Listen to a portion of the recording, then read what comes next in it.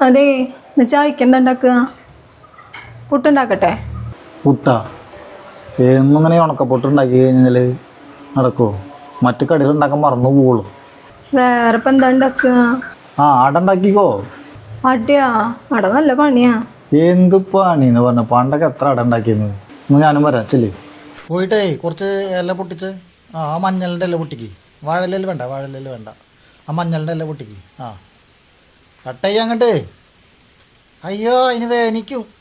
കട്ടയുടെ അങ്ങോട്ട് അമർത്തിയിട്ട് ആ ആ ആ അങ്ങനെ മതി മതി. അതേ, അത് നന്നായി കഴുകിട്ടാ, നല്ല വൃത്തിക്ക് കഴുകേ. അകവും പുറമൊക്കെ നന്നായി കഴുകുക, നന്നായി ഉറച്ച് കഴുകാൻ കിട്ടും. നിറച്ച് മണ്ണുണ്ടാവും, മടയിലൊക്കെ തരി മണ്ണ് പറ്റിയെങ്കിൽ പിന്നെ ഒരെണ്ണം പോലും കഴിക്കാൻ തോന്നില്ല. തിരിച്ചും മറിച്ച് നന്നായി വൃത്തിക്ക് കഴുകി കഴിഞ്ഞ് അങ്ങോട്ട് പോയോ. അടയിൽ വേണ്ടതെന്ന് വെച്ചാൽ നിറച്ച് തേങ്ങ വന്നിട്ടാ. ഇത്തിരി തേങ്ങ ഇട്ടിട്ട് ഈ തട്ടിക്കൂട്ട് പരിപാടി എനിക്ക് തീരെ ഇഷ്ടമല്ലേ. നിറച്ച് തേങ്ങ വേണം എനിക്ക്. വെള്ളാണ്ട് എൻ്റെ അടുത്ത് കുറച്ച് വെള്ളാണ്ട് തന്നോ, ഞാൻ കുടിച്ചോണ്ട് ആ പാത്രത്തിൽ വെച്ചിട്ടോ. അരിപ്പൊടി ഇല്ല അല്ലേ? റാഗിപ്പൊടി ഇല്ല? കുഴപ്പമില്ല, റാഗി തന്നെ കഴിക്കേണ്ടത്. അരിയൊക്കെ കഴിച്ച് ഇപ്പോൾ കൊളസ്ട്രോളും മറ്റൊരു മുറിച്ചതൊക്കെയാണ്. അരിയിലൊക്കെ നിറച്ച് കൊളസ്ട്രോൾ എന്ന് പറയാം. ഇതെന്ത് ചെയ്യണ് ഇങ്ങനെ ശർക്കരയിലാട്ട ഇതാക്കണ്? കഷ്ടം. ബിടെക് കഴിഞ്ഞ് നേരെ കല്യാണം കഴിച്ച കാരണം ഈ പ്രശ്നം മുഴുവൻ മനസ്സിലായില്ലേ. ഇത് അടപ്പത്ത് വെച്ച് ഉരുക്കണത്, ഇത് ചെറിയ കഷ്ണങ്ങളായിട്ട് അടപ്പത്ത് വെച്ച് ഉരുക്കിയിട്ട് വേണം ഇത് മെൽറ്റാക്കിയിട്ട് വേണം മിക്സ് ചെയ്യാൻ. പറഞ്ഞിട്ട് കാര്യമില്ല. നന്ദി പരത്തി തേക്കാൻ അങ്ങോട്ട്. അമർത്തി തേക്കാൻ അങ്ങോട്ട്.